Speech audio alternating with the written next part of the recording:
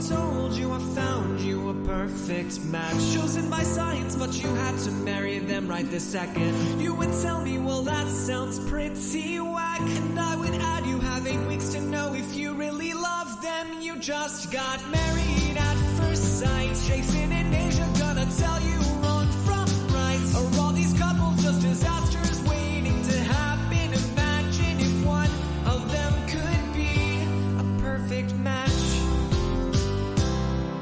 Hello and welcome to A Perfect Match. I'm Aysha and I'm very excited to talk about episode 5, season 17 of Married at First Sight.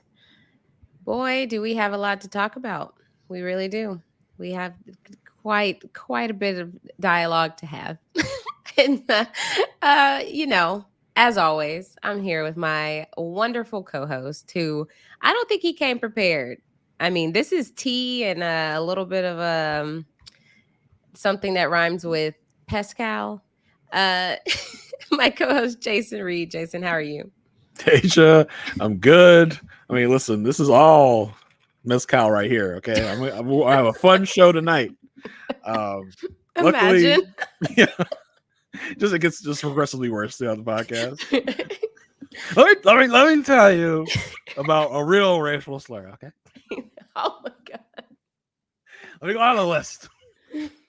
No, I'm happy to be here. Luckily, when I said I need to do the podcast, the door to my basement just magically swung open. I was ready for me to walk through the door to the basement to come down here and podcast. So, didn't need to do anything special. When I needed it, it was right there.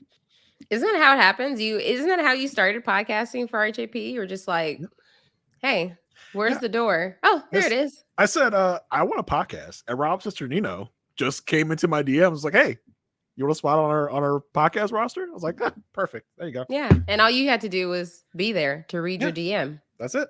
Just had to be there. It happens for everyone. Yeah. I mean, I don't know what she was talking about. Drive. You have to look for what you need. No. Please. That's amateur stuff. Yeah. Weird. We're here to talk about what an episode we saw this week. Make sure you go subscribe to the Love at First Sight feed. That's where you can get all of our podcasts about Married at First Sight. We've been covering the show since season 12, but I think season 12, you have to go to Reality TV RHAPup's feed. Season 13, we started to have our own feed. And so go, if you want to go back and listen to the old podcast, it was me and Amy, and then Jason joined me for season 15 or 14. 14? Houston? Sure. 14 or 15. One of those. Yeah, one of them. And so make sure you go subscribe to Love at First Sight feed. Make sure you leave us a 5-star review and rating, or a 5-star rating and review if you are enjoying our content. We really appreciate it. So we know that y'all are listening and enjoying. This week, we want to shout out a couple. This first one is from Claude Sleeps Tonight. It's titled The Best. You two are the best. Thank you for your thorough, thoughtful, and hilarious weekly recaps of MAFS. I love that you don't fill the time with a bunch of plugs and ads. You two are so much fun to listen to and really make the best out of the train wreck of a show. Keep up the good work. Thank you so much, Claude Sleeps at Night. Because if we did fill it with a bunch of ads and stuff, this podcast would be 4 hours long. Yeah, and unrelated, this would probably be a good time to tell you about the purple mattress. If you're ever having problems sleeping, I know I just got a new purple mattress and it's so great. Definitely not an ad, but listen, if you're out there, you need a mattress, why not? And while you're on that mattress, there's an app that has so many fun games. What is it? There's like it's like Clash or something. It's this one game I always play on my phone. It always has the same ad. I can't even think of it. But anyway. So yeah, the other review we're gonna do is from DevBo1908. It is titled Aysha and Jason, name a more iconic and because Apple Podcasts is not showing you the full title, Oh, don't I know what see the rest Duo on my end. okay, you see Duo on yours. You probably have a bigger screen. You know, Aysha Welch probably has the big iPhone 18 Pro Max plus plus plus. So that's how you see it on yours. So it says, like the review title implies, Jason and Asia's dynamic is truly unmatched and are the best duo to cover MAFS content, in my opinion. They're hilarious while also informative. So if I'm behind or stop watching at all, example Nashville season, It happens. this happens. I can listen to the podcast without feeling lost. Asia's random stories and comparisons mixed with Jason's sarcastic and witty remarks are just the cherry on top. Thanks again for your dedication to the pod. You guys are fantastic. Thank you so much, Devo. We really appreciate that. I know you have to suffer through Asia's endless stories and metaphors and all these things. So we really appreciate you sticking through all that to listen to the podcast. Look, I'm just trying to paint the picture. Yeah, I mean, yeah. Sometimes the picture has nothing to do with what's going on. Whatever. But thank you so much, Devbo 1908. That's a good year. That's a lovely year. So I will also request that you go join our Facebook group. We are having a great time over there talking about the show, talking about the episodes while they're on. So make sure you go join and give your thoughts this week. The password is walk through the door. Yeah, you can imagine this week's episode has sparked a lot of conversation. So if you want your voice heard, come on in. Walk through the door. Walk on through that Facebook door. Yeah. It's there for everyone. Yeah, for sure. So we're going to get started talking about these couples. We do want to give a couple of disclaimers. So what's the first one, Jason? So listen, our first couple, we're gonna rip the Band-Aid off right away. We're gonna talk about Lauren and Orion. Okay, so obviously, if you watch the episode, you know that Lauren and Orion's conversation near the end of the episode deals with a topic that's very complex, it's a very layered topic, and we just want to remind everyone that our opinions are our own. Asia and I are just two Black people talking about our Black people experience. And to remind you that not all Black people have the same experience. Not one person of any race has the same experience for everyone of that race. We just want to make that clear to you.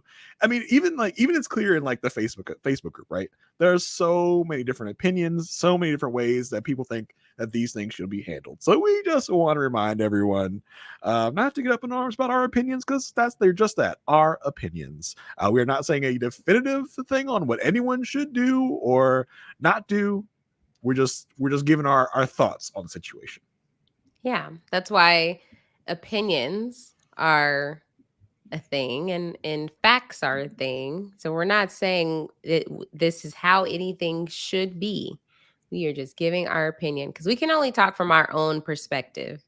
You know, everybody has a different walk of life, and we do not speak for all Black people. Exactly.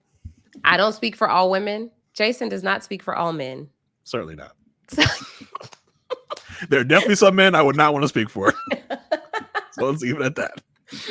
So we want to say that. Also, we also know that Lauren and Orion have caused quite the discourse on this podcast with our differing opinions up to this point.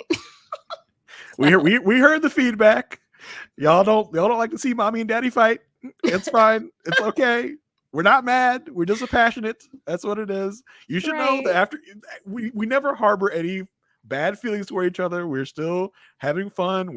Right before this podcast, we spent almost an hour talking about nonsense stuff before we got actually started. So we are still A-okay. We are friends. We are great friends. So we are not mad at each other, but we will work on keeping our bickering and disagreeing to a minimum. So that no one feels any type of way. We did get some feedback via a 4-star review instead of 5 because we bicker. So for that person, hopefully, waving my white flag. Yeah, waving my my white notepad. So we're done. We're done bickering. We're done fighting. And from what I can tell, we're gonna have some thoughts that align together on the Lauren and Orion of it all this week. So maybe you guys will be okay. This 4-star person will up their rating to a 5, hopefully. But yeah, those are our disclaimers for the week. And when I say Claire and Cameron are the power couple, then what? Oh, oh. One war ends and another begins. When I say Austin and Becca aren't going to make it, what are you going to say then? Okay, Delulu. So we see all that to say this episode. Okay, so we started out with, there was a group get together, or like all the couples were together before they departed on their honeymoon adventures. So there were a couple interesting observations throughout this. So they're just all talking. They're talking about like, Cameron says the point of the honeymoon is to do something physical. Claire says she may kind of crappily to Lauren. Lauren's like, I want to do some physical stuff. I don't want to do anything physical or something. Lauren says like, well, Lauren, don't you know the point of the honeymoon is to do physical things? Like, shut up, Cameron. Shut up. Claire says she may or may not be annoyed. Lauren feels very lucky because she says she is physically attracted to him and he's been very considerate. And Orion says it's been such a pleasure, like getting to know her. Emily says that Brennan has exceeded her expectations. Brennan likes their vibe. Their vibe's great. Claire feels like her and Cameron are two very different people, and they have a lot of learning to do about each other. That's a very simple way to say what is going on with them. Mm-hmm. Yep. Cameron does say he knows he hasn't been the easiest person to like be around, and she's taking it like a champ. So it's like a nice little PR answer. Because I don't know if he actually feels that way. Yeah, it's like, well, I feel like I'm fine, but she apparently feels like I'm not. So I'll right. give her the courtesy of saying maybe I'm not the best to get along with. Yeah. Becca and Austin are obviously coming off as like very like lovey-dovey, and Cameron is a bit jealous. He's like he wants what they have. He doesn't understand why, like he's saying this in like confessional, like he doesn't understand why it's not really clicking for him and Cameron. For him and I had to like say their names together in my mind to know who's with who. It's Cameron and Claire. So it's not clicking with him and Claire. And so Cameron tells the group, like, he's looking for a spark. Like, in order to, like, want to have sex, he's hoping to get, like, that spark on the honeymoon so that they can move forward. And Lauren chimes in on that point and says, like, she wants to get to the point where they, like, can't, they just want to rip each other's clothes off and then, like, let there be a buildup before they are intimate. I feel like Orion would delicately take off all your clothes. I don't think Orion is rip your clothes off type. Mm-hmm. Yeah, I couldn't see it. So you like take them off and fold them. Yeah, like be careful. Right. I'm just gonna put them right here so you'll find them when you get done. Right. Let me go ahead and iron them before I put them in the laundry hamper. Yeah. Hit them with a little wrinkle release before you put them back on. Right. So Lauren and Orion. We'll dive into them. So they're in a pool. It's really cool, like little pool area. They're hugging. She asked him, like, okay, it's the first day. How are you feeling? He's like, yesterday was a lot because we were traveling a lot and stuff. And like, we're still very new to each other. She's like, but like, we got past like stranger danger. So it was interesting because the way that they were saying this seemed like he's like, we still don't know each other at all. And she's like, yeah, but we're not strangers. Like, we're making progress. Like you kind of are. Yeah. I just met you yesterday. He's like, I don't know you. Yeah. And so he says, like, he really wants to make sure that she feels safe and comfortable. And so we get a confessional from her saying, like, it really makes her excited to hear him say that because her mom always told her, like, make sure that her mom always wanted her to be with a man who was strong and who could make her feel safe. And so she's like connecting those two.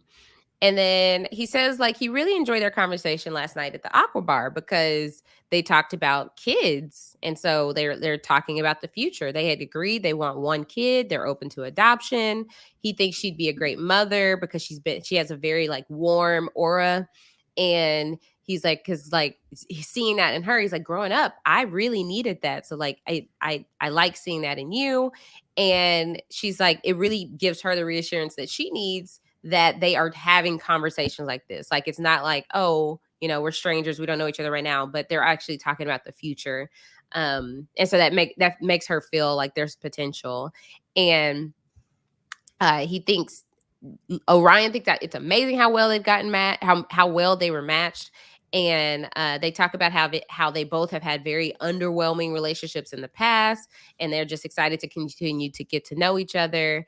And she's like, yeah, we're like really good at this marriage thing, huh? And they like kiss. So it's like sweet combo. Some good foreshadowing for later. Yeah, We're right. so good at this. They're the best at marriage. I really want to have a hot take, but this was all just kind of, I don't know, boilerplate. This is great. Well, in my opinion, it was still deeper than anywhere that Emily and Brennan have gotten. Oh, 100%. I mean, Yeah. it is. But Emily and Brennan haven't gotten, into even the kiddie pool depth yet of relationships. They got in the kiddie pool this episode and then jumped right out, but we'll get there. Jumped right out and get some tequila. Right. But yeah, this was good. This was some good progress, I think. Some good talk, some good future talk, I think. So yeah, a way to give us some like movement. We're moving forward. They're progressing. This was a good segment for them. Nothing, no danger here. We're talking about stuff. This is gonna be a great episode for them. Yes, I see nothing going wrong with their relationship in this episode at all. Right. Yeah, you're finally at a 5. Hey, yeah, there we go. Nothing's gonna knock me down from this. So he's brushing his teeth. She's doing her makeup, and she's like, "Yeah, so I'm just gonna go ahead and lay down my edges." He's like, "Oh, can I watch you put your edges down?" She's like, "Watch me what?" He's like, "Can I watch you put your edges down?" She's like, "No, it's lay your edges down." He's like, "Oh," so she shows him how. She says, "You just need a comb and a brush and some gel." And she shows him how she lays it down. She puts the scarf on because you got to let that lets it set. You can't just lay them and then expect when you walked out the house that they're not just going to fly away. Lay them and set them. And then he says, like, this reminds him of his mom and his sister. They spend like 2 hours doing their hair. And then they talk about how they like how each other smells, which I feel like is underrated, but I feel like that is such an important like quality. Yeah. I feel like the right type of lotion in a relationship, like you don't have to put on perfume every day, but if you have like a nice smelling lotion, like that cracks a seal right there. Even a good smelling like shower gel, like body wash. Mm-hmm. Yeah. Like if you have a solid enough body wash, that smell can maintain. Not all day, but my wife has a lotion. I make sure that she stays stocked in that lotion. 100%. She's like, why do I have 5 of these? Yeah. Come every day. Bought you another one. Yeah. Which apparently your wife, who apparently has been a mystery. Yeah, according to the Facebook group. Yeah, someone commented in the Facebook group that because I had a bonnet on, that means that if what did they say? If anyone for those that were wondering, Jason's with a sister. I was like, oh, okay, I didn't know anyone was curious. I didn't know anyone cared. Yes, Jason is. So yes. For confirmation, yes, my wife is African American. Okay, right. Those I didn't know. Let the speculation cease. Like, so they get in a hammock. They're out like by the beach. They're in a hammock. They get some drinks delivered to them. She says she still wakes up and is like shocked that they did this. Like you can't believe it. Which it's a very wild thing to do. It's weird. He talks about how like he's a big foodie, and she says how she hasn't had that many partners that cook well. And he's like, okay, well, he's like, let me ask, do you think they're, or do you like stick to like the normal like gender roles in the household? And she's like, well, I'm really flexible in gender roles. Like I believe every adult needs to know how to cook, but I still want to be a wife. So there's like that like give and take basically. She's like, but for financial roles, I do think that you should be the provider. And apparently they had previously talked about this and he had said 80-20, like he wants it to be 80-20, but in this conversation he says 60-40. But as he said last episode, he living paycheck to paycheck right now. Yeah. So he ain't 80-20 yet. Yeah. He's gonna intimate that like I want to get there because we ain't there yet. You're gonna be the 80 for a minute till I get to be 80. Once I get my real estate and my electrician's license in the state that I'm supposedly living in, but whatever. So that was a very interesting conversation. To kind of get the behind the veiled meaning of everything they're saying in a way. Yeah, he made it clear that that's where he wants to be, but that's not where he can be right now. And she's like, she doesn't want him to feel the like financial burden alone. She wants him to really feel like this is a partnership. But she's always been like with financial stuff. She's always been like, look, I don't want to initiate it. I would want the man to do that. And then she's like, well, what's your manscaping like? And he's like, well, what? Why was this in the final edit? The cut. Yeah, what is happening here? I definitely felt like this was a shadow ad for Manscaped, because I mean they mentioned the name of the company here. At least it's more subtle than shoot, I forgot the name of the jeweler. The Ring, it's way more subtle. Is it James Avery? No, because you kept calling it James Avery. It's not Uncle Phil. Oh, Jimmy Allen. No. James Allen. Yeah, it's way more subtle than the James Allen rings. If it is a proper, product placement in a way, but to name the company and then like talk about it so glowing like he does is so funny. Yeah. So apparently he keeps it low and soft. She's like, how? She's like, oh, my brother got me this thing. And then she looks at him. She's like, your eyelashes are so pretty. And then they do a slow-mo kiss. This is a weird kiss. She's like they're not aligned. It's like she's kissing his soul patch. right under his lips. I'm like, she's like kissing his top lip. Yeah, like just taking it in. I think she's got. Or she's kissing his bottom lip. Yes, because her like bottom lip is on his soul patch. I was like, that's interesting, weird. Yeah. Okay. I mean, look, it was kind of hot, but like when you look at it, it's like, you guys are. I wonder. Really? So slow mo, it looked that way. What if like regular speed? It was just. I wonder what it looked like in regular speed. Oh, gross. No, oh my goodness! All right. Anything else you want to talk about? You probably had to dry off that soul patch when they got done. It was probably all wet. Ugh. As a soul patch haver, I can't do that. Soul patch haver. Yeah. Like, girl, got my soul patch wet. Oh gosh. Then we get to the scene that literally made me pause the TV. I paused the TV. I looked at Pepper and Cinnamon. I said, what? That did not just happen, right, girls? You're right. The Cinnamon said, yes, mommy. Aysha, are the dogs starting to talk to you? I talk to them constantly. Oh, I know. As someone that is on the line with you pre and post show, I know. They understand me though. Yeah, I'm sure they do. Oh my goodness. Okay. So they're in a hot tub. And this is day 4. We do get it like it's day 4 of marriage. So we know this is them. They are 4 days in. So this kind of gives you your gauge about everything that we're about to talk about. So he's like, so they're in a hot tub and they're drinking. So he's like, so like, what do you want to find out about me like before the honeymoon ends? She's like, oh, I want to know one thing. She asks, have you ever used the N-word? She says N-word. She doesn't say the word. She says N-word. Right. Number one, such a weird question. Just to come off the bat, like, anything else you want to know about me? Do you use racial slurs? Right. Okay. It was an odd question to right off the bat. But I do feel like it is something you want to know up front. Like if you're dating interracially, it's yeah. You know, you have to be prepared for the answer though. True. I just don't know. I mean, I guess I am.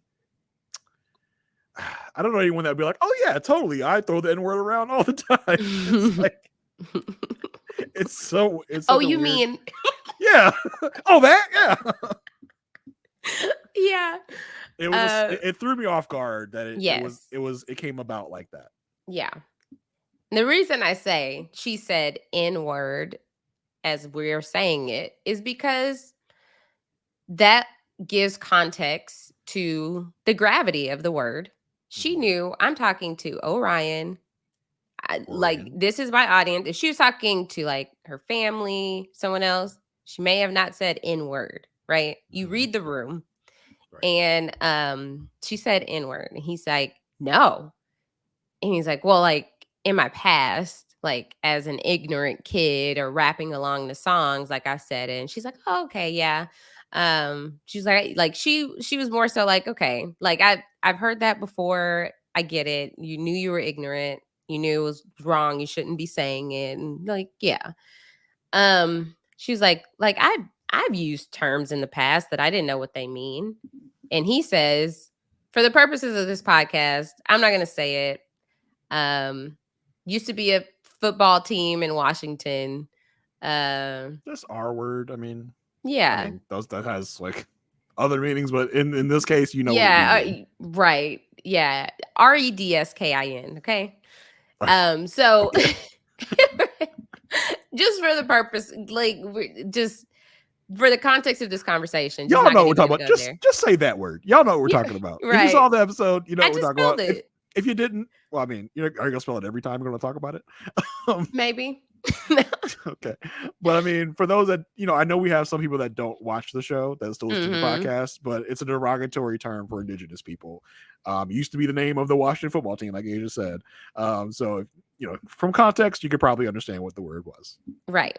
And so then she was like, oh, no, not that. Like, she's like, I didn't even know what that meant. And then she like thinks about it. And then she's like, wait, I don't even know what that means. And looks at him and he's sunburnt. And she's like, oh, wait. And she starts laughing.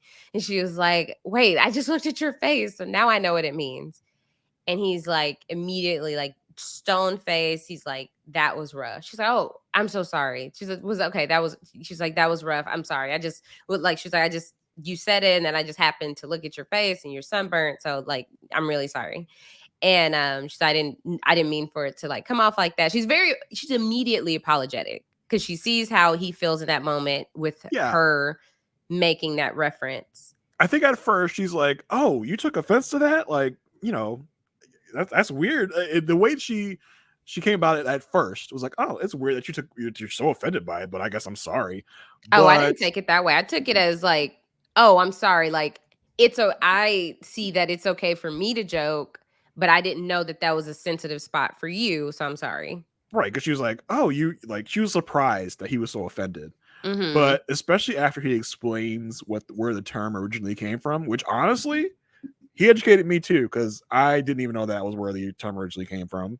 Me neither. So after that, she was especially apologetic at that point. That was like the real, like, for me, the real like sincere, like, oh, I'm so sorry that I offended you and your community and all that stuff. That's when I feel like she really realized the gravity of what she just did. Yeah. Like I took it, only reason I took it as like an sincere apology at first is because it felt like, because she joked real quick and then she felt uncomfortable because they were not on the same page. So it was like, whoa, how can I reel back from just bust out laughing in your face to being super apologetic? But he explains. She was like, well, she was like, I would love to know what that means. He was like, well, I'll explain it if you want to know. She's like, yeah, I do. Well, he was like, well, if you want to know, like like he has an attitude now. Definitely on an edge. He is like, has put up a complete wall and he's like, no. Like, it was as if in that moment when she laughed in his face and said she understands what that word means, then it was he got the immediate ick. That's how it felt. like to put it in like today's terms. He was closed off immediately. Yeah. So he says when colonization started, a scalp of an Indian was more valuable than gold. And so that's where that would come from.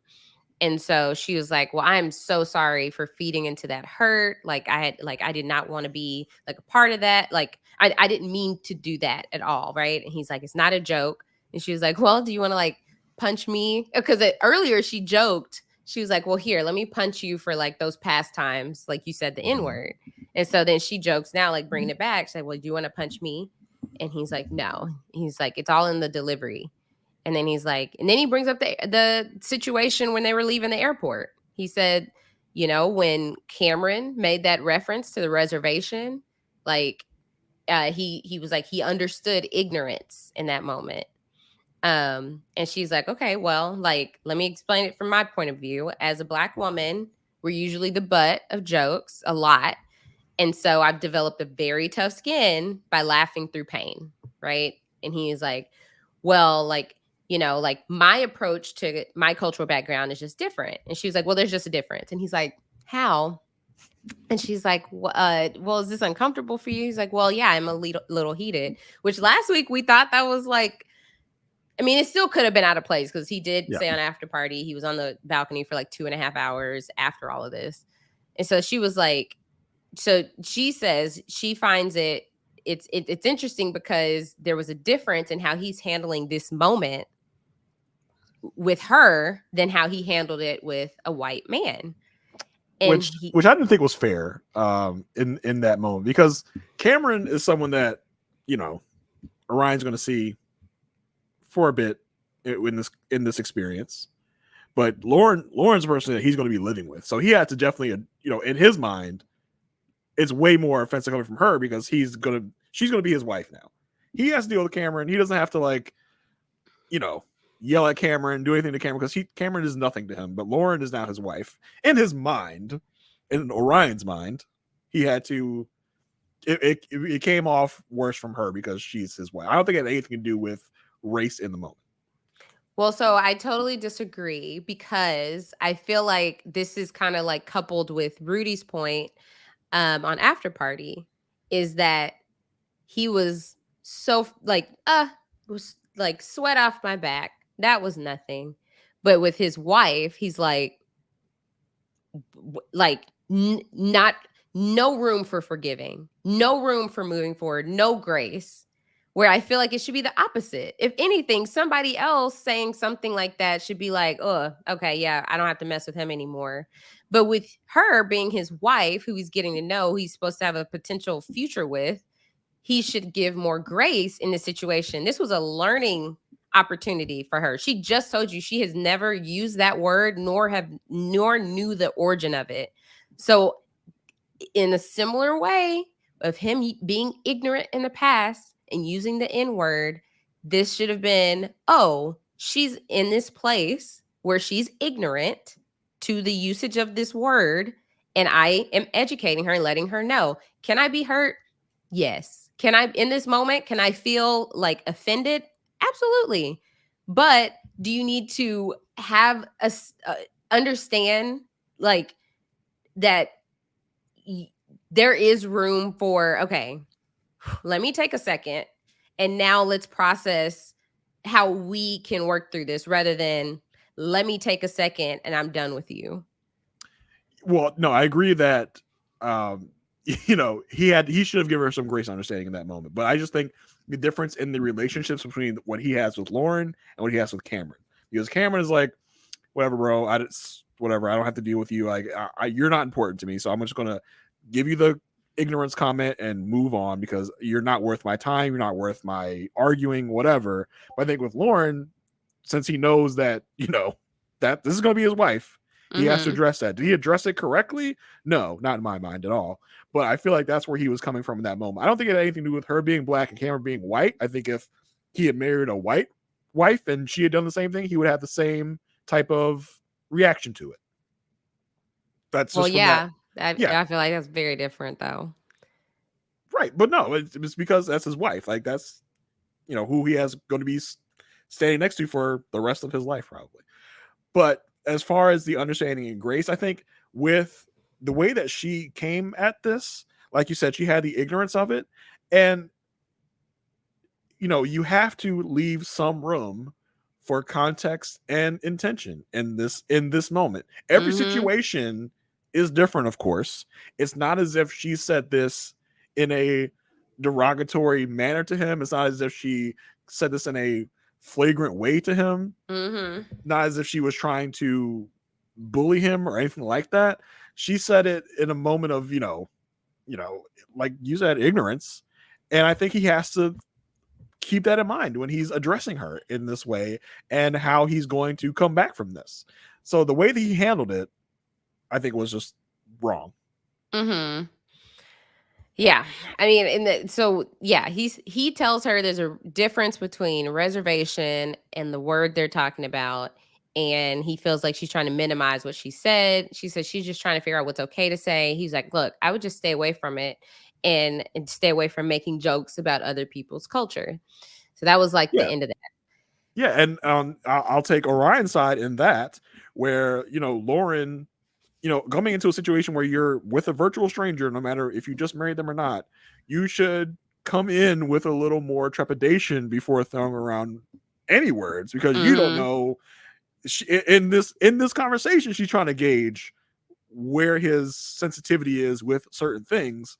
So I think you have to be ultra cautious when you're addressing people in certain ways. In any way, you have to be ultra cautious when talking and when joking, because you still don't know this man well enough to know his level of joking, his level of what he's okay with or not. So I think she should have been ultra cautious, but I can see where he should have had a lot more understanding about what the situation that took place.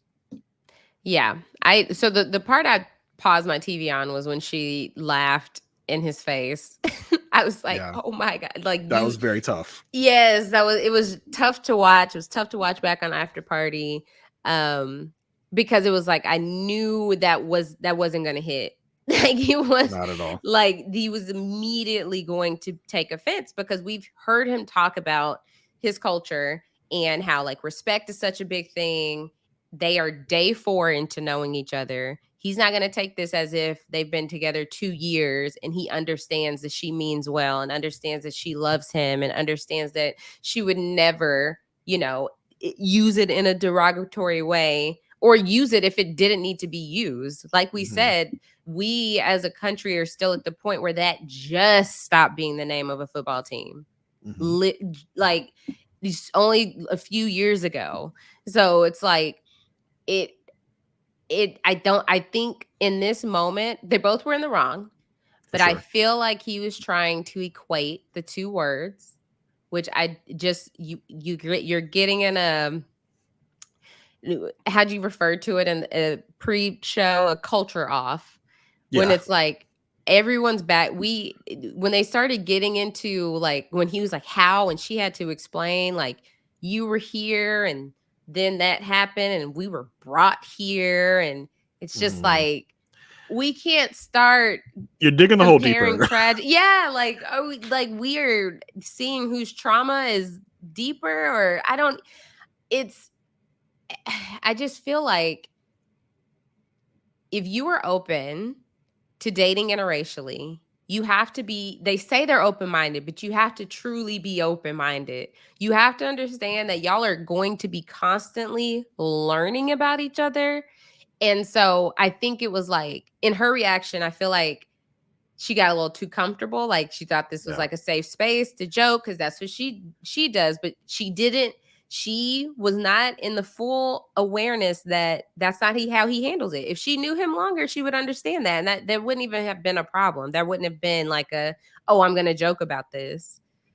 And I'm sure, I'm sure the joking that she does with her friends and family are definitely not the same way that Orion jokes with his friends and family. And No, I don't even know why she would take that, from across cultures and think that that's okay. Because if the opposite had happened, it would have been kicked off. But I also think it's a part of where we are in our American culture, and where words are at any given moment is shifting and changing every day. you notice that the word did not get bleeped.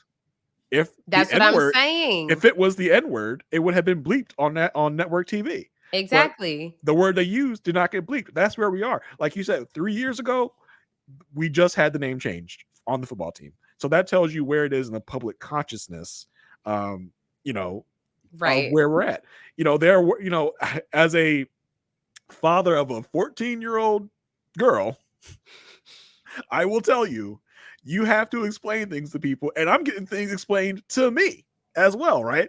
Because language and culture and terms are changing, terms are becoming derogatory when you didn't think they would be. And when you get explained why they're derogatory, you're like, oh, makes Checks total out. sense. I Yeah, will exactly. stop using that 100%. But you have to be educated and cultured. There's no national bulletin that goes out when a word is deemed derogatory for people to, to know that. Yeah. So I think he definitely should have given her more. And let's not forget, they're at a resort, all-inclusive resort, where Right. drinks are flowing, drinks are free. Mirla somewhere is screaming. Yes. She wishes she would have got a resort like You put me at this. the Inwood Suites in Florida, and now they're gonna go to Cancun, Mexico. You had me at a Motel 6. She said, I am done. I And they can't get to go to some believe. word they can't even pronounce in Mexico. And I'm No in way. Florida, Yeah, in the Keys. you got me in the marshlands. Right. But I yes, just, yeah, I totally agree that because that was my point too. The fact that she said N word, she knew I don't need to be saying that word here on television, Mhm. but the fact that they were able to say the other word, it did not get bleeped. It's just like it showed like, and obviously because of where we are as a country and the progress that has had to be like slowly made, that doesn't give people the right to be ignorant. But that's Right. why you have grace when you are teaching someone. This is a teaching hospital. You can't sit up here. He acts like he told her that meeting and then she made the joke. Right. And I can see where she got tripped up because he said it so nonchalantly He did. when he was introducing this concept that I think that kind of tripped her up a little bit, where she thought that she could, just say it. So and I don't think she thought that he would get that level of offended. Right. Yeah. And I think looking from the outside in, I would say he took it a little, too hard, is what I would say probably. But his experience is his experience. I can't say that he took it too hard or not, because he is his own It's his person. experience. Exactly. And on After Party, he was on After Party, and Rudy tried to explain her perspective on like the Black experience, and she was like, they watched the scene, and then Orion said he does not regret how he reacted to it, and he said that he had to be on the balcony for like 2.5 hours after that. And Rudy was like, look, of anybody on this out of everyone there, she would Lauren would have been able to relate to that, being a minority as well. And she was just trying to paint the picture for him that he didn't give her any grace. And then Emily chimed in because he was like, yeah, like, I didn't hold it against her. Emily's up. I'm going to cut you off right there because in that clip, I thought it was funny how she said that, because I don't think she just means in that clip. Right. It felt like, I'm about to step in for my girl, because she was like, it felt like in that clip that you held it against her because you were tense the whole way through. So Meanwhile, on After Party, our boy Clint is back. I said Jason's gonna be so excited Our to guy. see him. I'm surprised Clint didn't say, well, Orion. I know a little something about being discriminated against. Have you heard what happened on my season? He probably did, and then cut it out. I got called the G word. Okay. So I know I can relate to you. Okay, buddy. Yeah, I was like, this might be that all over again, where it's just a done deal from this point. They're going through the motions, but he's never going to like, he's not going to be open. He's going to have his guard up, which is going to make her have her guard up. She's going to feel a type of way with how he's handled this and how he probably won't let it go. It's going to be it's going to be like night and day. I don't see it letting up. It's not going to get any better next episode, because you saw in the preview what we're assuming kicks off all of the drama that takes place in the season that we saw in the season preview. Lauren talks about, asks him how he feels that she had sex 2 months prior to them getting married. And he says for him that took sex off the table. So I think that's going to be the crux of their conflict and drama with the whole season. We've seen from the season preview, she's crying a lot in the season previews. Talking about, she's been trying to be remorseful. He says he's heartbroken. So here's my thing. He is going to conveniently use that as an excuse if that does not work out, that is the reason, as if this was not the tipping point for him, as if he didn't get the ick right here in this hot tub. And now it's like, oh, okay, wait, now that happened. Oh, that's it. And that's going to be, it's like, no, he probably could have felt differently. Yeah. Had they not had this hot tub conversation. It's just, obviously you guys know how I felt about them prior to this episode. I'm just like so just frustrated that this is what it came to. Obviously it's not over, but it is not looking up at all. And listen, After Party did not help, because I posted in the Facebook group as well. I was watching After Party, and someone else pointed out in the Facebook group as well. He used past tense. He said I was married. Also, my man does not have a wedding ring on the ring finger, on the left hand, which typically they have to keep them on, no matter if they stayed together or not, to keep up the illusion. Even Alexis and Justin had them on. Yeah, to keep up the illusion that they were still married, to keep on track with the continuity of the story. So I don't know what that means. If he's like, no, I refuse to wear this symbol of this awful relationship I was in. I don't care what you do to me. I will not wear this wedding ring. I don't know if that is the case or what's going on, but it's definitely not looking up for Lauren and Orion. It's not. So let's go ahead and rate them. I can't wait for this. From a scale from 1 to 5, 1 being we don't think they'll be together by the reunion, 5 being we think they will be together by the reunion. What are you thinking? So I'm at a 3 last week. I think I'm going to have to bring them down to a 2. Yeah. Because we've things have happened before and people have bounced back. I'm gonna give them the chance about bounce back. I think it's a slim chance, but I'm gonna give it to them. I'm gonna put them at a 2. All right. Last week I was at a 4. I'm gonna go down to a 2. Next week, I 1000% will be at a 1 if this sex conversation goes the way that it was edited. Because there's still a piece of me that thinks, okay, maybe he was referencing something else to say sex is off the table, like a past relationship or something. But if that is his response to that, they are never coming back from this, and I have zero hope. But for now, I'm at a 2. Yeah, it's quite a drop. From a 4 to a 2. Yep. Who would have thunk? Who would have thought? Now I gotta go. No, you can't say you predicted this. You thought it was just a chemistry thing. Yeah, 100%. Now I gotta go return all my Lorian merch. All your Lorian stuff. Yeah. All right, yeah. So what even is love? Love is hopeless. Love's not real. Moving on to only a marginally, would I call them a better couple right now? I don't know. They're on a different plane. Calling them a couple is a stretch. Yeah, 2 strangers sharing a hotel room. 2 strangers on an island. Yeah. Well, I guess Cancun's not an island. We're gonna do Claire and Cameron. So we get some diary cams. They start talking about how they're getting ready for their day.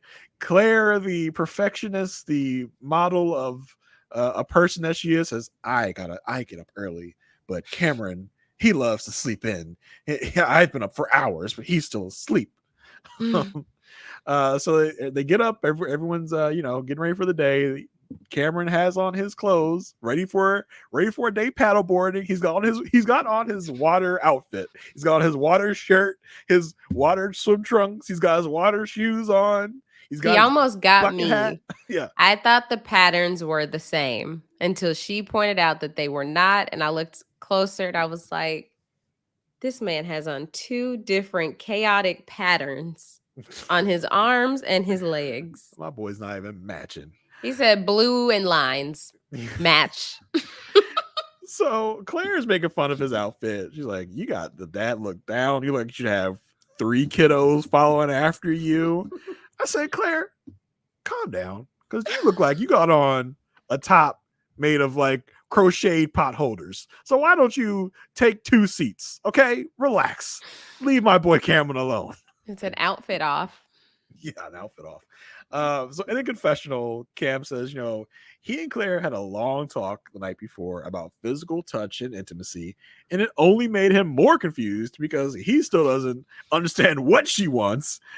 He says, usually he likes to get a sense of comfort and safety from the women that he's dating before he makes his move, because he's usually the one to make the first move. But judging by her comments on his fashion sense, and he doesn't get the comfort and safety sense from her yet, so he's still waiting to make his move when he feels like she's ready. When I make my move, that's from Harry Potter. Oh my gosh! It's like a trend, or it's not a trend on TikTok. It's not a trend on TikTok, but it's like people quote it, that scene when they're on like the big chessboard. I cannot remember a single second of Harry Potter. I've seen all the movies. I could not tell you a single frame, a single quote. Something Patronus is one. Yeah. This scene specifically is like, it's funny because people will mock it because there's so many different voices and like accents. Like, when I make my move, you're free to check the king. No, Harry, he's gonna sacrifice himself. There has to be another way. It's like you put on your acting chops, and that scene will show you what you're made of. And at the wedding I was at this weekend, you realize we're still recording, right? This isn't our post podcast banter. Before I forget.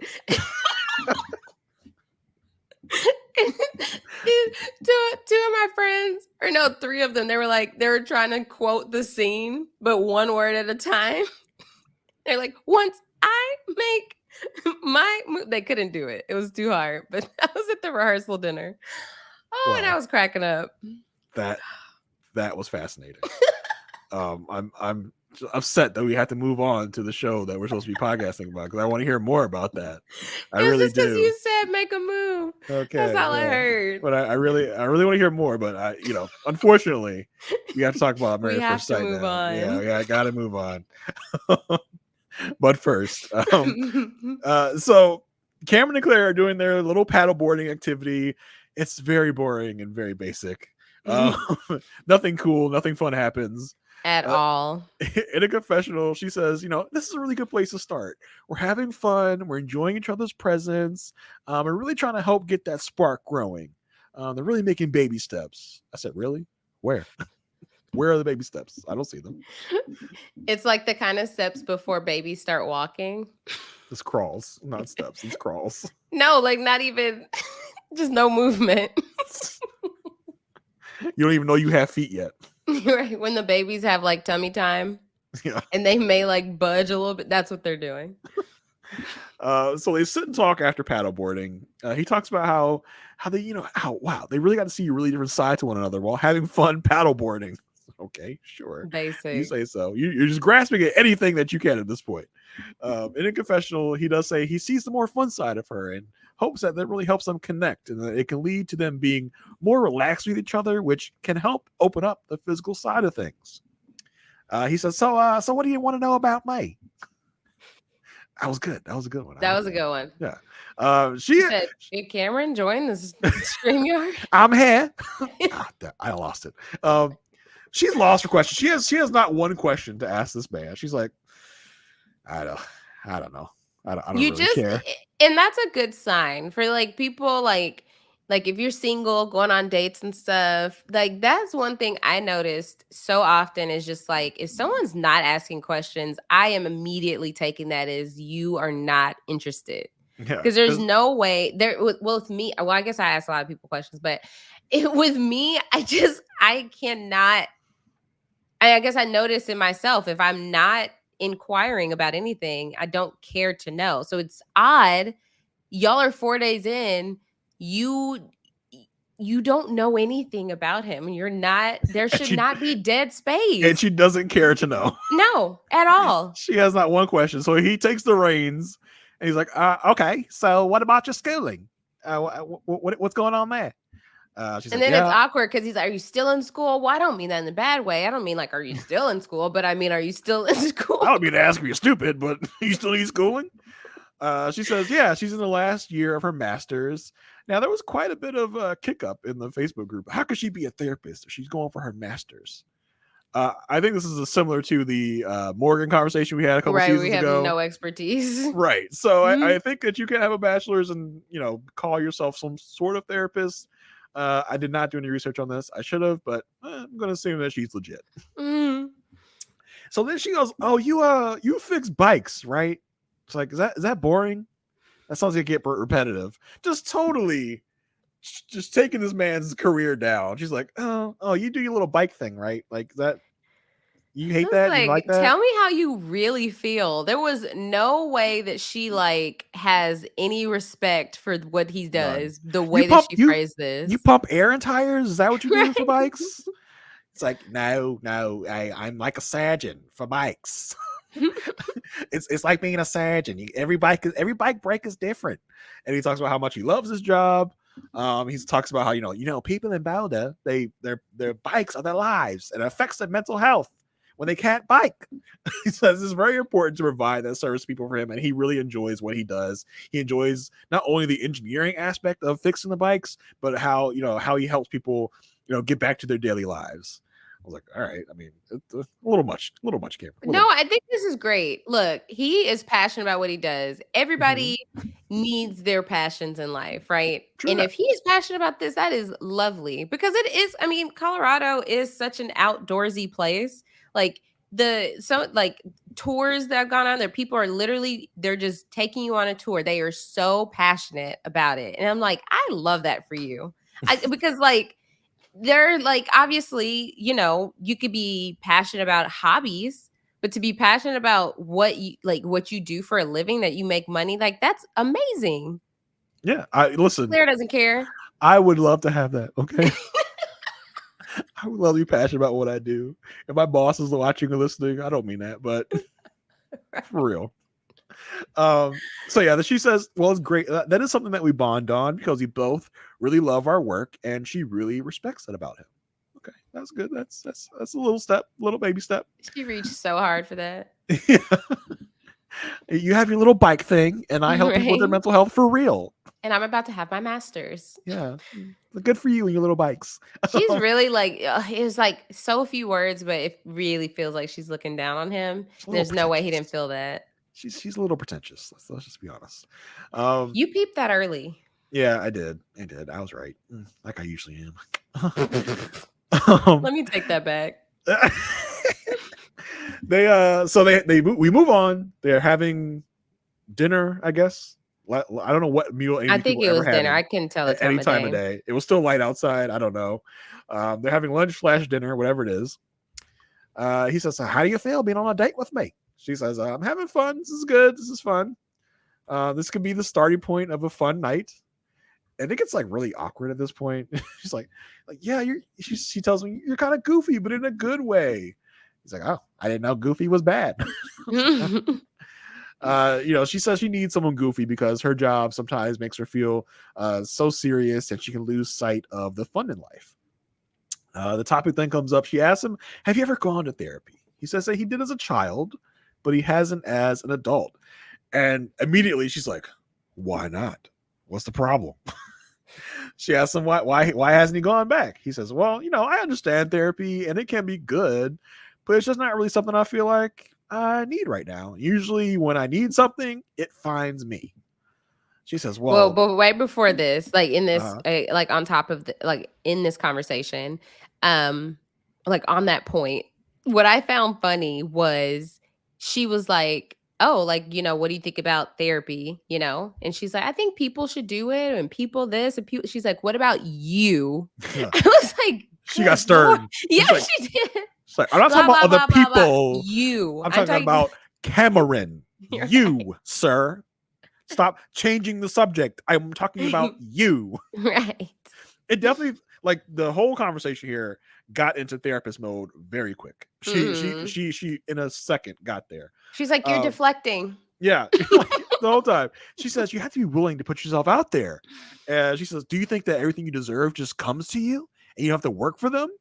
And he's like, yeah, pretty much. He says, I don't know if I put it just like that, but everyone's presented with opportunity.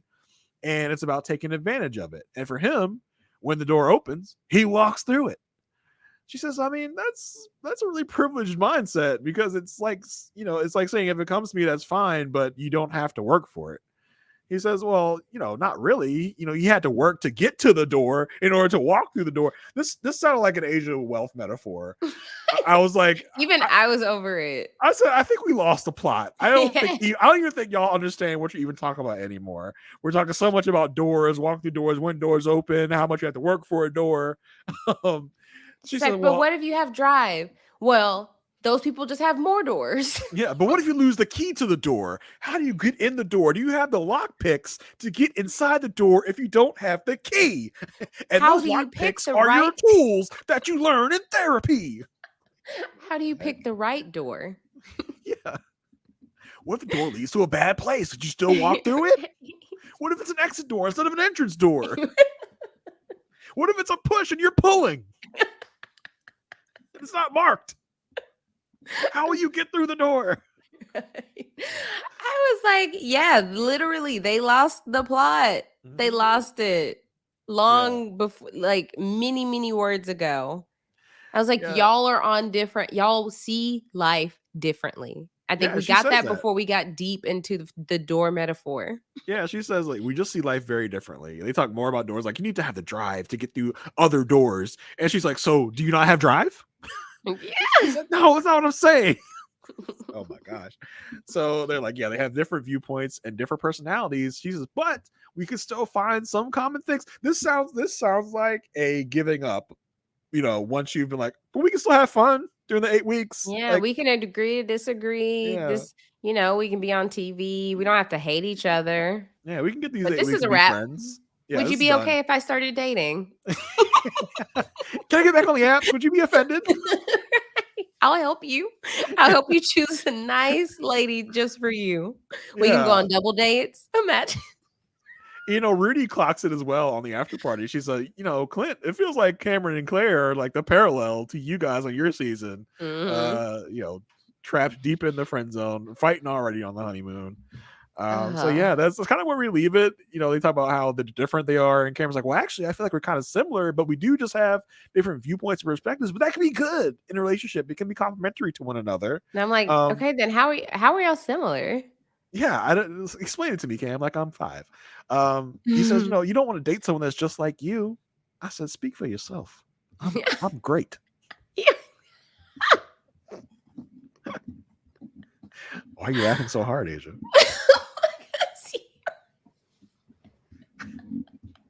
What's the problem? I'm not laughing. I'm not saying any. I'm just laughing because you're like, you love it. Yeah.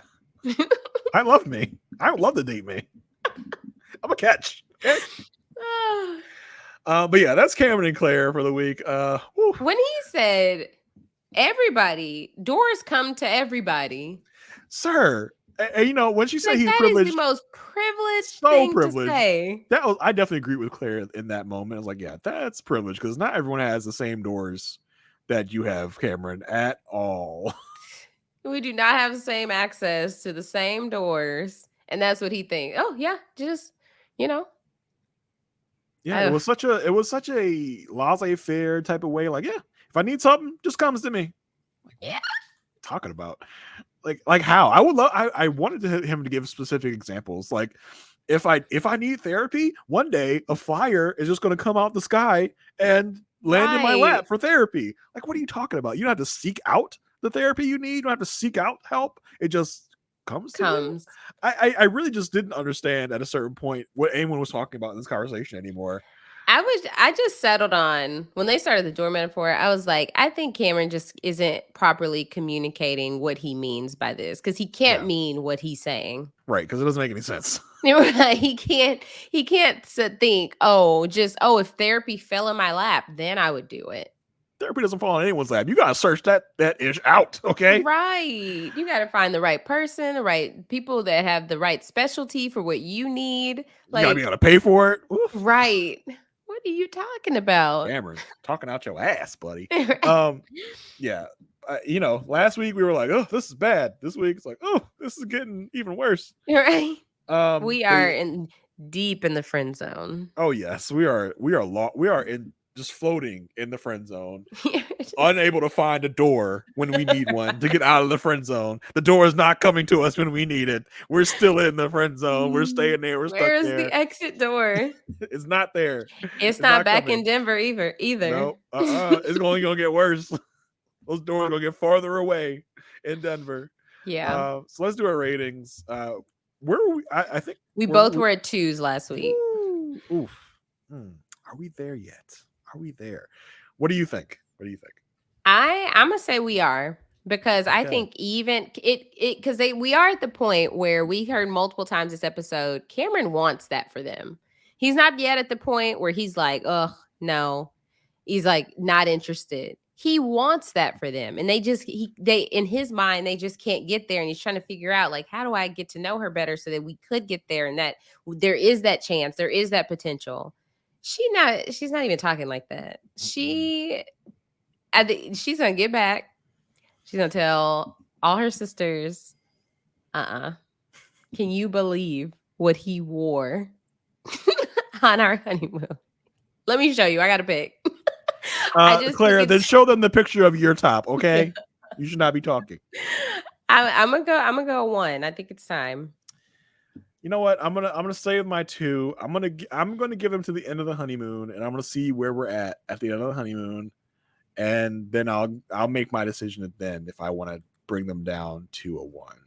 Okay. I'm gonna leave it at my 2 for now, but it's getting it's like at 2.1. Okay, we're getting dangerously close to a 1. We are for sure. Okay, let's talk about Emily and Brennan. Segment over. They had nothing. Right. And we're done. They drank. That was it. They drank some mezcal shots and they walked around the resort drunk all day. And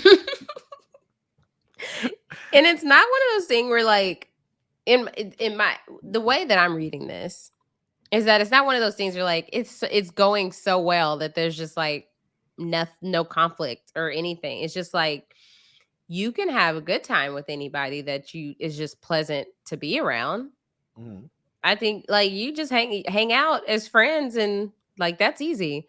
So they did have lunch. We find out that she fell coming out of the shower. They did a PG-13 shower where she said that they were mostly naked. I'm sorry, she what, Asia? She fell? Oh, you said she failed. Not the Texas coming out. She fail. I can't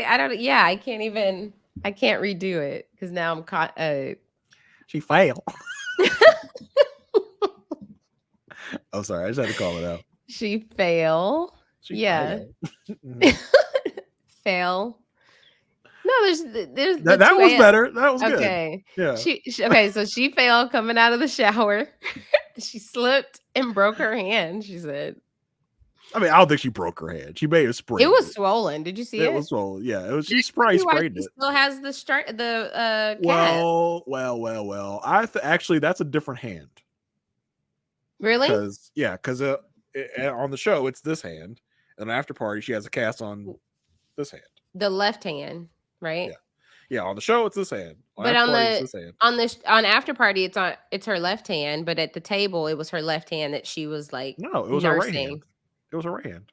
No, it was the left hand was table, swollen. She's facing him, and it's like that's her hand.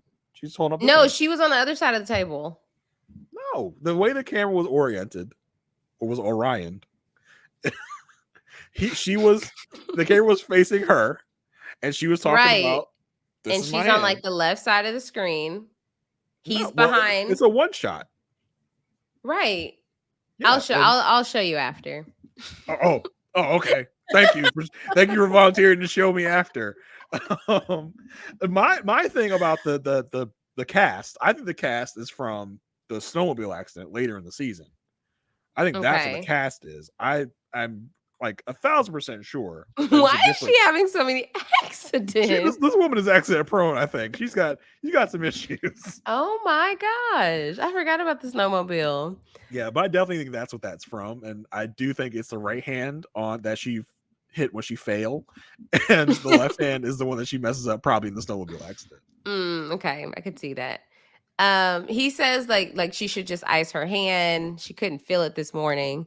Then they start talking about like work and stuff. She says she normally has bad work-life balance because it's hard for her to shut her laptop off because she always feels like there's money to be made. Actually, I would like to point out something before that. He goes over his routine. He cooks eggs with cheese and peanut butter toast. Oh, my delicacy. But I don't eat it for breakfast. I eat peanut butter sandwiches for lunch, which is the same thing. Every day? Not every day, but like probably 5 out of 7 days of the week. The days you go to work? Not necessarily. Some days I get takeout from work, and then on the weekends I eat my peanut butter toast for lunch. Just peanut butter? Peanut butter on toasted bread, and make it a sandwich. But like no jelly? No jelly.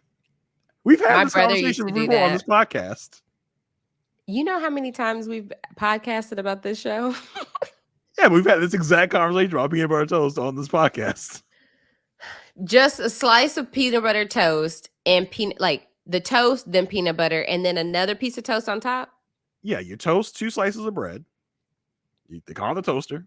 You slather peanut butter on one side. Some people will tell you on 2 of the sides, but that's too much. Put the peanut butter on one slice of bread, put the other slice of bread on top, and you got yourself a nice peanut butter sandwich. It's delicious. Nice and warm out the oven, out the toaster, I mean. So good. I do almond butter and jelly. Nah, I'm a Skippy guy. Skippy peanut butter on my peanut butter toast. Delish. So that's what he does. Yes. Jason's delicacy. But he does it for breakfast. I think he only probably puts it on one side of the toast, which is an amateur move. But yeah. So, I just had to call that out because I was like, oh, Brennan, my guy. Like, like you, Brennan. Starting like you. She says because like he works hard too, like they could be a power couple. And he's like, he's worked. Pastor Cal's like, somebody say power couple? Mm-hmm. He said, I told him.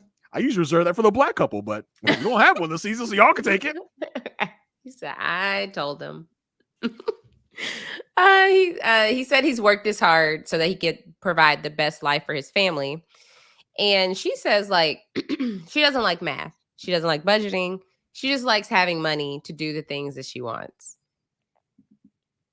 I mean, who doesn't? Right. You can relate, I'm sure.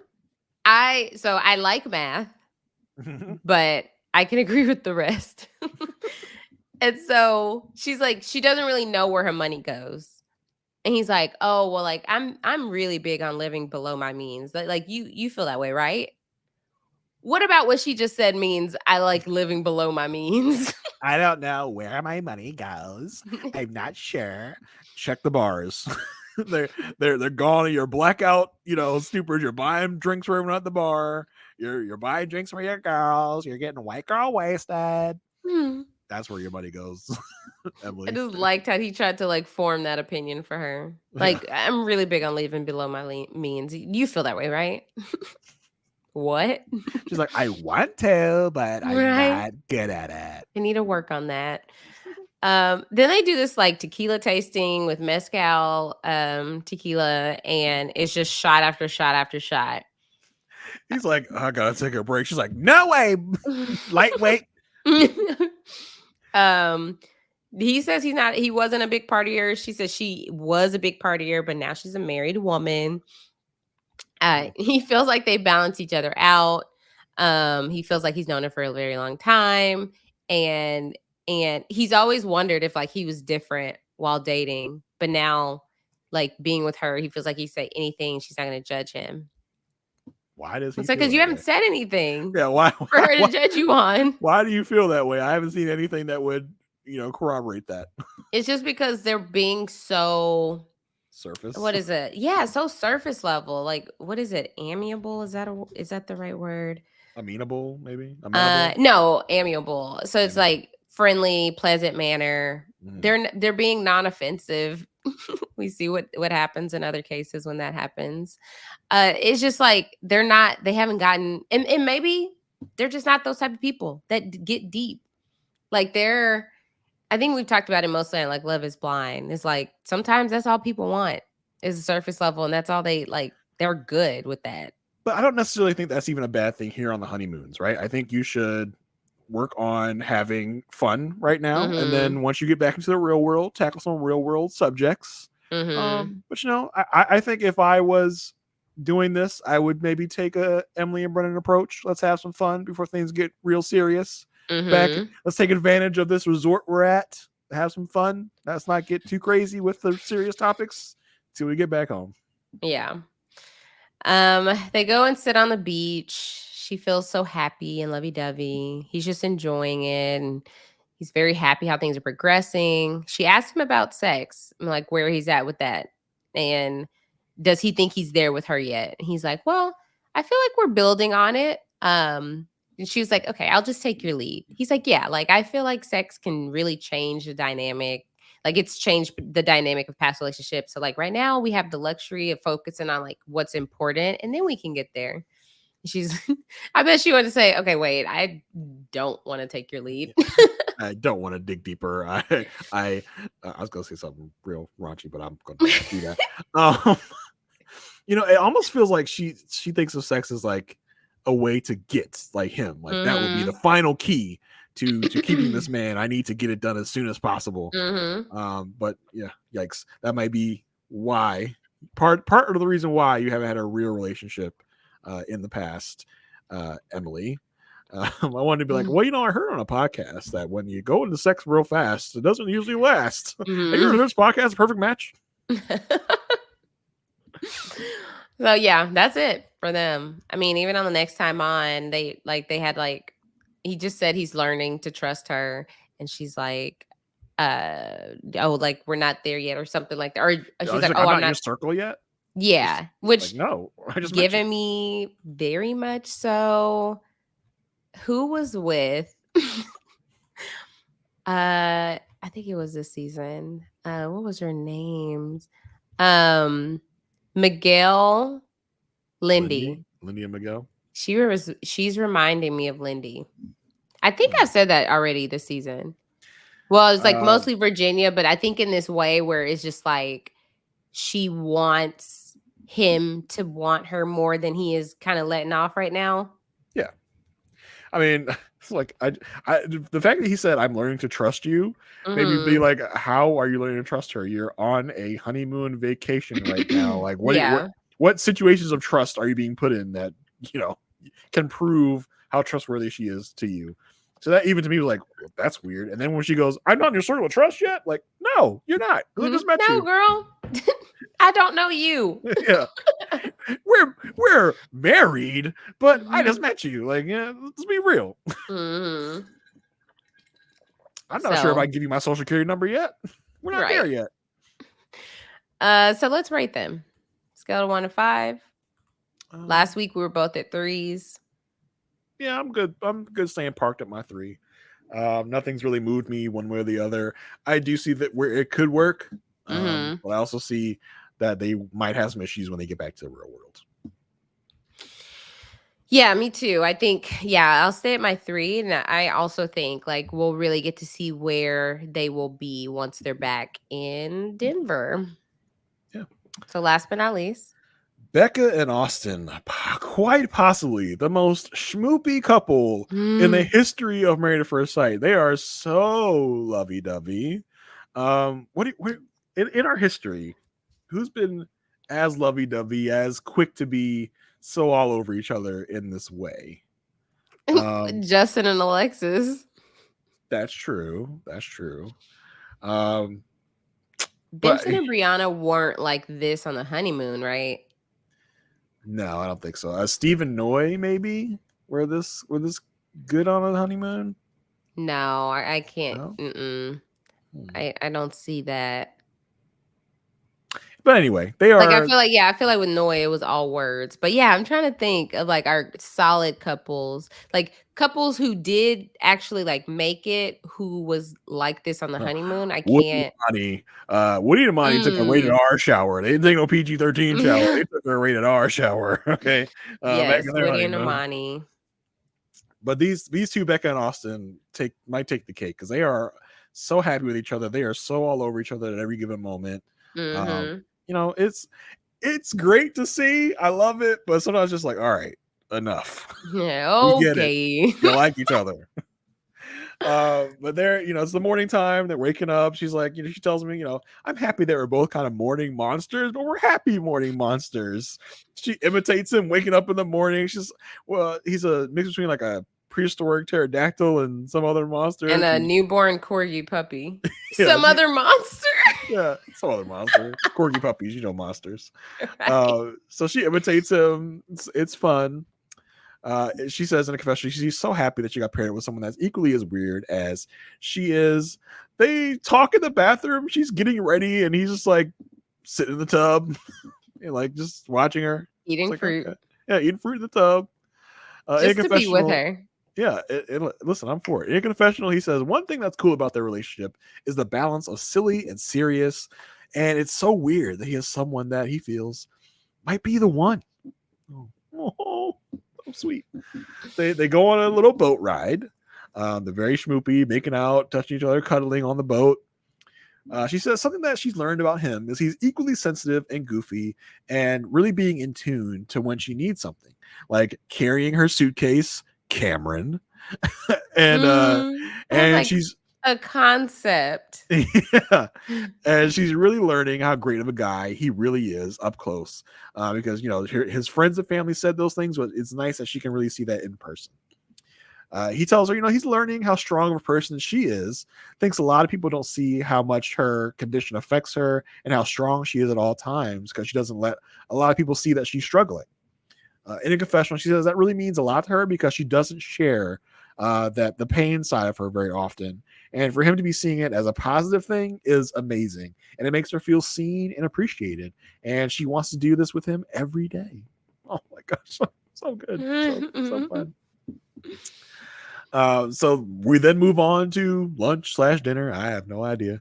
They do a little diary cam. Like, oh, we cute. Like, all right, okay, schwoopies. Oh gosh, you know what? Jeez, you let me forget. Hold on, I bet you liked it without the hat. Oh my gosh, he had a confessional hat on. I said, awesome, put the hat back on. I see why you wear that hat all the time. The hair was just like all over the place. Like, yeah, you gotta keep that thing wrinkled. So they're eating dinner. She comments that he's so sweet. She likes him a lot. He says he likes her too. It's like, oh my gosh. Talk turns to what they were like as kids. He says he was wild. He was a handful. He was all over the place. She says that, she grew up with a pretty privileged life, relatively normal childhood. I do like when somebody can acknowledge their privilege, acknowledge they had it good, they had it easy. Cameron's like, what? I had to work for my privilege. I had to be at those doors. Yeah, I had to be in my mansion. Mm. He talks about how he talks about how he grew up in Boulder. We know Austin. You're born and bred Colorado. He Mm. talks about how he was an only child. He had a kind of a boring only child existence. He talks about the fact that because of that he kind of wants more than one child. For that reason, because he doesn't want another only child to be kind of bored on their own. He asked her what her thoughts are about kids, and she's like, you know what? Take him or leave him. I can be fine with or without kids. It's really more about what her partner wants. But she does assure him that she would be happy either way. She does say, if we didn't have kids, that would give her the opportunity to foster kids in her community. I was like, oh my gosh, that's just that's such a nice thought to have, unselfishly like that. Mm-hmm. He says, no, I definitely want kids. Like basically, no girl, we are having kids. Right. He says, but not for a while. They still have a lot of things to do, like date. So they got to get their dating out there before they start making babies. Right, they're obsessed with each other already. Yeah, for sure. We move on to the pool. He's in the pool. She's out of the pool. He does this little weird thing. He's like, I have sensitive elbows. I kind of like elbows in the water. It's like, what? Y'all are odd. Boring, weird. She apologizes to him for not feeling well enough to enter the pool with him. He says, it's cool. I understand. You just had surgery. But he does appreciate her being there with him, even though she can't get in the pool. I want to know what kind of hookup MAFS has allowing all of these private pool scenes.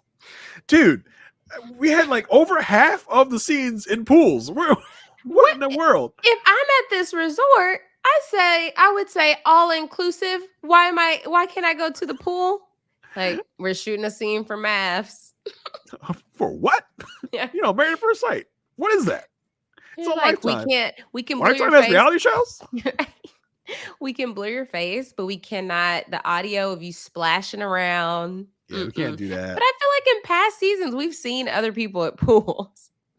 It was something about this one that they. But this was like we moved from the hot tub to the pool to the lap pool to this pool, that pool to the beach. I was like, wow, we get it. There is water at this resort. Do we understand? Yeah.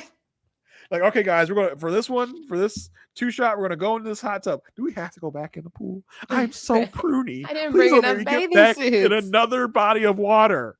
No, we got to do it. The paddleboarding, the I am kayaking. not getting another body of water. Brendan and Emily were like, we're not doing that. I'm surprised we didn't get their shower. Yeah, they said we're gonna drink, and that's all we're gonna do.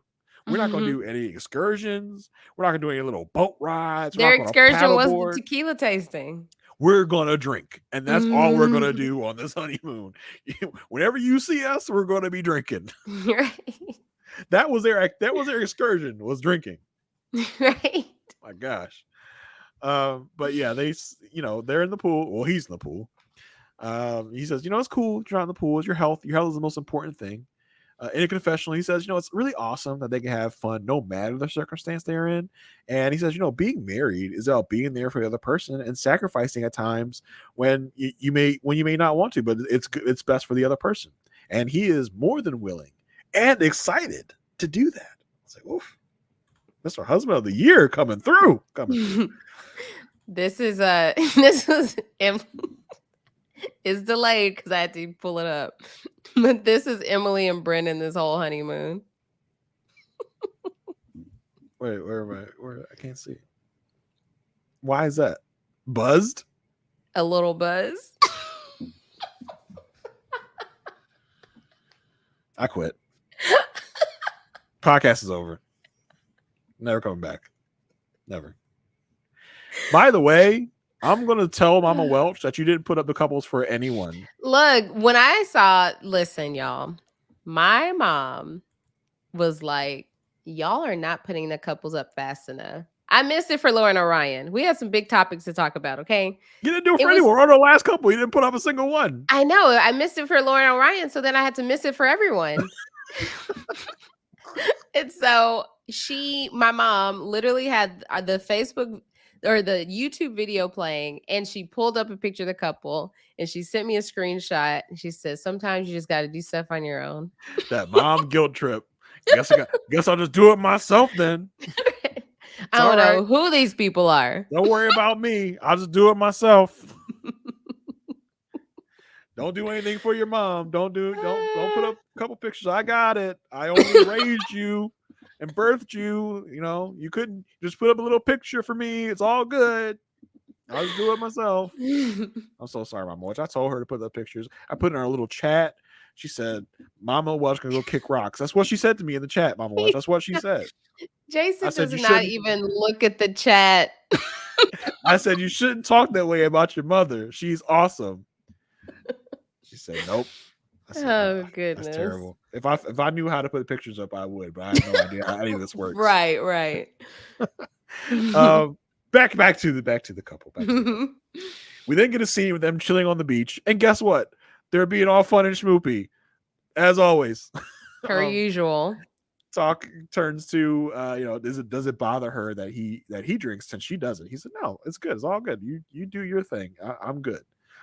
They talk about the different people they've dated. He asked if she's dated people that are different from her. She says she's dated guys that have kind of avoidant conflict styles, and that was difficult for her because she needs someone like her that isn't avoidant. He's like, yeah, I've been attracted to people that are different from me. I usually date creative types, but the problem with them was they were sometimes introverted, but he likes that Becca is both creative and extroverted and social. So he hit the jackpot with her, he says. Mm-hmm. And then she asks, do you ever think about death? Excuse me? I felt like the Barbie movie where she's like, when she's singing the song and she's like, do you guys ever think about where we go when we die? Yeah. Like, what? He just pulled this out of nowhere. Where did this come from? He says, I'm not scared of death. No, he says he's not scared to die. He says it'll happen when it happens. He just worries about starting a family and leaving them after they start relying on him. That he's just scared of leaving people kind of stuck after he's gone. She talks to him about how she used to have really bad anxiety. She couldn't go on a plane. She couldn't go to a store by herself, and how she missed out on so much of life because of her high anxiety. But now she's kind of moved past that. She's learned to maintain it. She's learned to manage it. And now she wants to live a life to the fullest. And they then talk about going kayaking, and we get into the conversation. Is a kayak a boat? He says, I don't know. Is it a boat? You seem like you float. Are you a boat? He says, I like to motorboat. Stop. Just please stop. Somewhere Austin's mom has her head in her hands. Who raised this boy? Right. So then they actually go kayaking, and of course it's super stinking cute. They are kissing. They're being all schmoopy. In a confessional, she says, well, they had quite a lot of trouble getting that kayak in the water. Yeah, it was a mess. Course. So adorkable. That's what I was saying. They are adorkable. But in a confessional, she says, it feels like we've been together for 4 years. It just feels right. And we really float each other's boats.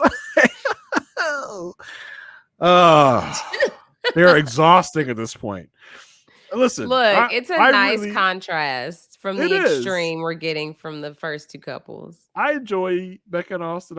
I'm so happy that it seems like we have just literally maybe a perfect match here.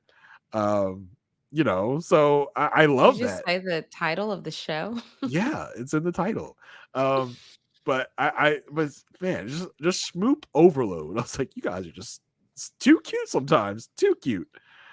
But yeah, that's Becca and Austin. I'm sure I don't even have to ask, but where are you rating them? Wait a minute, did you knock them down to a 4 last week? Am I wrong about that? No, you were mad. I went up to a 4 for Lauren and Orion. That's what that was. Whoa. I think you said all fives. I think you said you were thinking about knocking them down to a 4, but you didn't do that.